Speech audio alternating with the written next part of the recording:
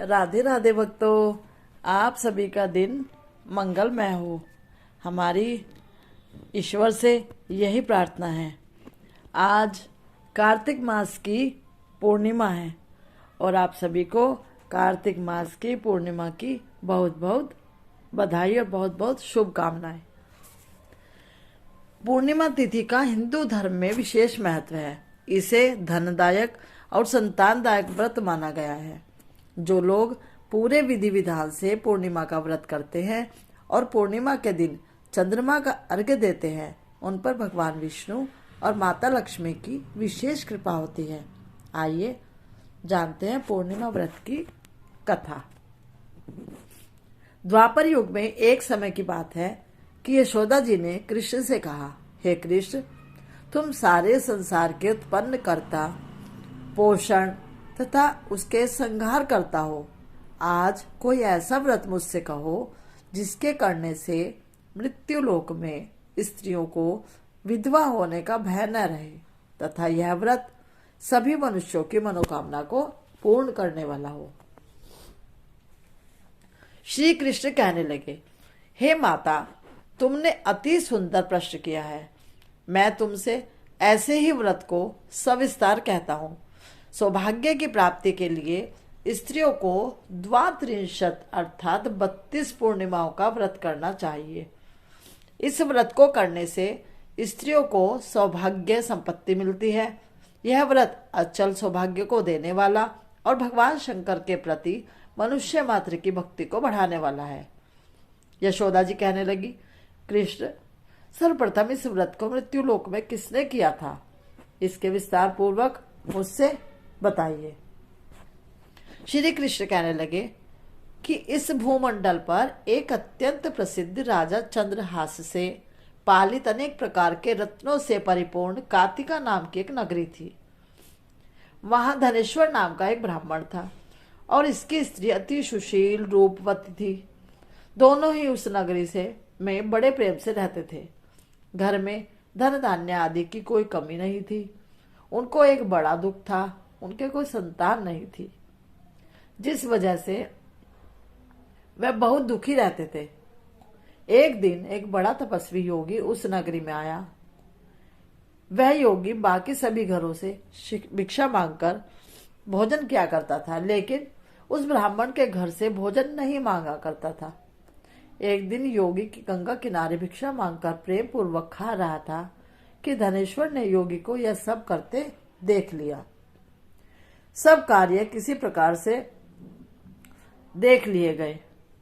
अपनी भिक्षा अनादर से दुखी होकर धनेश्वर योगी से बोले, और सभी घरों में आप सभी घरों से भिक्षा लेते हैं, परंतु प्रभु आप मेरे घर से भिक्षा कभी नहीं लेने आते।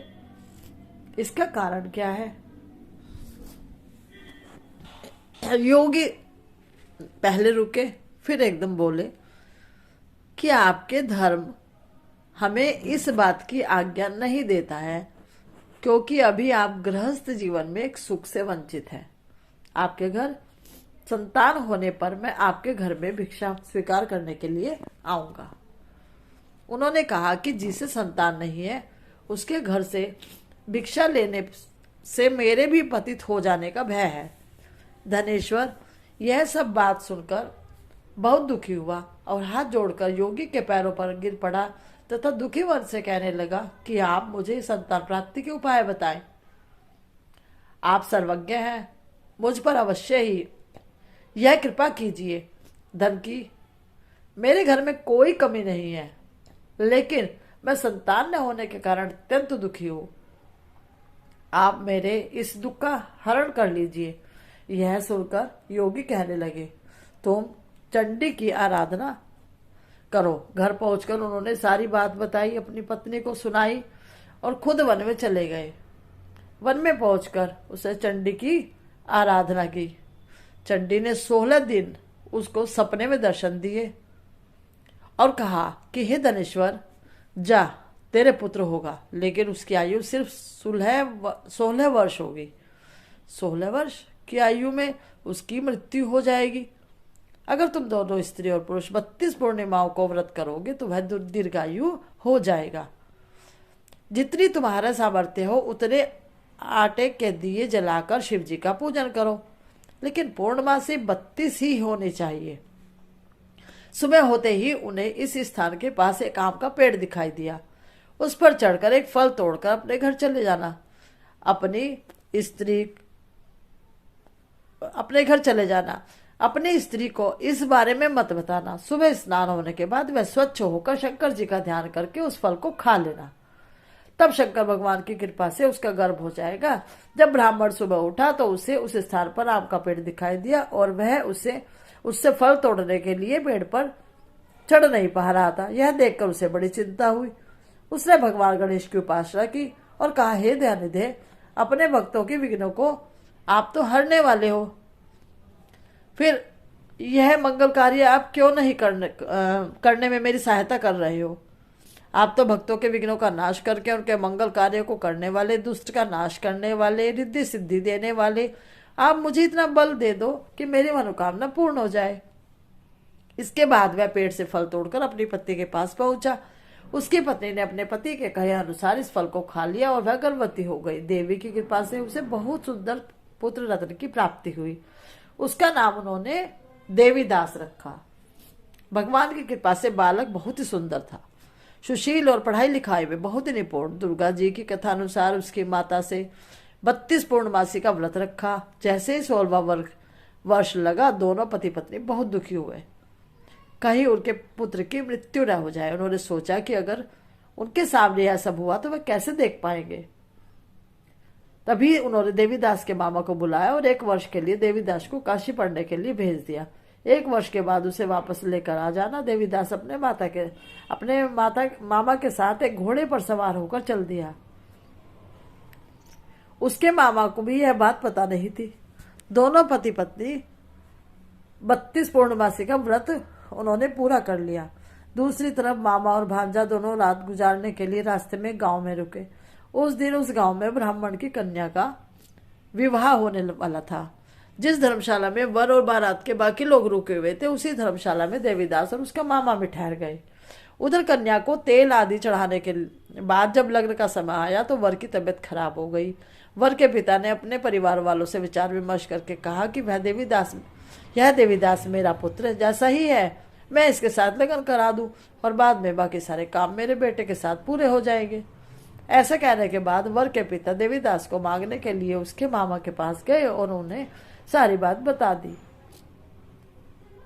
मामा ने कहा कि कन्यादान में जो कुछ भी मिलेगा वह हमें दे दिया जाए। वर के पिता ने बात स्वीकार कर ली। इसके बाद देवीदास का विवाह कन्या के साथ संपन्न हो गया। इसके बाद वह अपनी पत्नी के साथ भोजन न कर सका और मन में विचार करने लगा कि यह किसकी पत्नी होगी। यह सोचकर उसकी आंखों में आंसू आ गए। तब वधू ने पूछा कि आप उदास क्यों हैं। तब कन्या कहने लगी, यह ब्रह्म विवाद के विपरीत है। आप ही मेरे पति हैं, मैं आपकी पत्नी रहूंगी, किसी अन्य की कभी नहीं। तब देवीदास ने कहा, ऐसा मत करिए क्योंकि मेरी आयु बहुत कम है। मेरे बाद आपका क्या होगा। लेकिन उसकी पत्नी नहीं मानी और बोली, स्वामी आप भोजन कीजिए। दोनों रात में सोने के लिए चले गए। सुबह देवीदास के पत्नी को 4 नगों से जड़ी एक अंगूठी दी और एक रुमाल दिया और बोला कि हे प्रिय, इसे लो और संकेत समझकर स्थिर चित्त हो जाओ। मेरे मरण और जीवन जानने के लिए एक पुष्प वाटिका बना लो। उसमें सुगंधी वाली एक नव मल्लिका लगा लो। उसको प्रतिदिन जल से सींचा करना और आनंद के साथ खेलो कूदो। जिस समय और जिस दिन मेरा प्राणांत होगा उस दिन यह फूल सूख जाएंगे। जब वह फिर से हरे हो जाए तो जान लेना मैं जीवित हूं। यह समझाकर वह वहां से चला गया। इसके बाद जब वर और बाकी बाराती मंडप में आए तो कन्या ने उसे देखकर कहा कि ये मेरा पति नहीं है, मेरे पति वह हैं जिनके साथ रात में विवाह हुआ था। उसके साथ मेरा विवाह नहीं हुआ। अगर यह वही है तो यह बताएं कि मैंने इसके क्या दिया है। साथ ही कन्यादान के समय को आभूषण मिले उन्हें दिखाएं। कन्या की ये सारी बातें सुनकर वह कहने लगा कि ये तो मैं यह सब नहीं जानता। इसके बाद सारी बारात भी अपमानित होकर लौट गई। भगवान कृष्ण बोले, माता, इस प्रकार देवीदास काशी चला गया। कुछ समय जब बीत गया तो एक सर्प उसको काटने के लिए, मतलब डसने के लिए वहां आया, लेकिन वह उसको काट नहीं पाया क्योंकि उसकी माता ने पहले ही 32 पूर्णिमा का व्रत कर लिया था। इसके बाद खुद काल वहां पहुंचा। भगवान की कृपा से तभी वहां माता पार्वती और भगवान गणेश आ गए। देवीदास को मूर्छित दशा में देखकर माता पार्वती ने भगवान शिव से प्रार्थना की कि महाराज, इस बालक की माता ने पहले ही 32 पूर्णिमा के व्रत रखे हैं, आप इसको प्राण दान दे। भगवान शिव ने माता पार्वती के कहने पर उसे प्राण दान दे दिया। उधर उसकी पत्नी उसके काल की प्रतीक्षा कर रही थी। उसकी पत्नी ने जाकर देखा कि पुष्प तो फूले फल रहे हैं, तो उसको बहुत आश्चर्य हुआ। जब उसने देखा कि पुष्प वाटिका फिर से हरी हो रही है, वह समझ गई कि उसका पति जिंदा है। उनको ढूंढने लगी। जब 16वां वर्ष व्यतीत हो गया तो देवीदास ने अपने मामा के साथ काशी चल दिया। इधर उसकी पत्नी के परिवार वाले उन्हें ढूंढने के लिए जा ही रहे थे कि उन्होंने देखा कि देवीदास और उसका मामा उधर ही आ रहे थे। उन्होंने देखकर उनके ससुर बहुत प्रसन्न हुए और उसे अपने घर ले आए। वहां सारा सब कुछ इकट्ठा हो गया। कन्या ने भी उसे पहचान लिया। सब लोग वहां आ गए।